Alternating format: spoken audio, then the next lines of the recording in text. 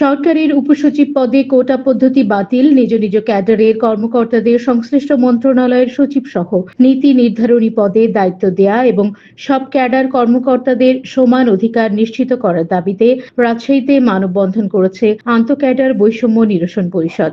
আজ বৃহস্পতিবার বেলা 11টায় নগরীর সাহেববাজার 0 পয়েন্টে অনুষ্ঠিত ঘণ্টাব্যাপী মানববন্ধনে পুলিশ, স্বাস্থ্য, শিক্ষা সহ 21টি ক্যাডারের কর্মকর্তারা অংশ নেয়। আন্দোলনকারী বিসিএস ক্যাডাররা বলেন, উপসচিব পুলে বিদ্যমান কোটা পদ্ধতি বাতিল করে মেধার ভিত্তিতে পরীক্ষার মাধ্যমে পদোন্নতির ব্যবস্থা করতে হবে। নিজ নিজ ক্যাডারের কর্মকর্তাদের মধ্য থেকে বিভাগের সচিব পদে নিয়োগ দিতে হবে। এসব পদে প্রশাসন ক্যাডারের কর্মকর্তা নিয়োগ বন্ধ করতে হবে। বিসিএস এর সব ক্যাডার কর্মকর্তাদের সুযোগ সুবিধার ক্ষেত্রে ন্যায্যতা ও সমতা নিশ্চিত করতে হবে। এছাড়াও বিসিএস এর শিক্ষা ও স্বাস্থ্যকে ক্যাডার হিসেবেই বহাল রাখতে হবে।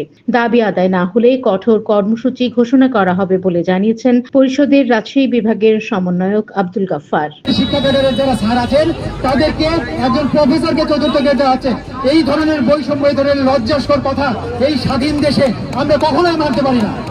এই স্বাধীন দেশে কেন মানবো? এই যে বৈষম্য, এই 24-এর আন্দোলন, জুলাইয়ের আন্দোলন, এই আন্দোলন কারণ হলো বৈষম্য বিলোপ করার জন্য। এই বৈষম্য বিলোপের জন্য আমরা 71 সালে প্রাণ দিয়েছি, আমরা 24-এ প্রাণ দিয়েছি।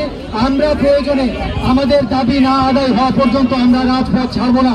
আমরা সাংবাদিক ভাইদেরকে বলতে চাই, আমাদের প্রত্যেকটি 25 ক্যাডারের মধ্যে সংহতি এবং ঐক্য যদি আমরা বজায় রাখতে পারি, আমরা এই দাবি আদায় করেই ছাড়বো।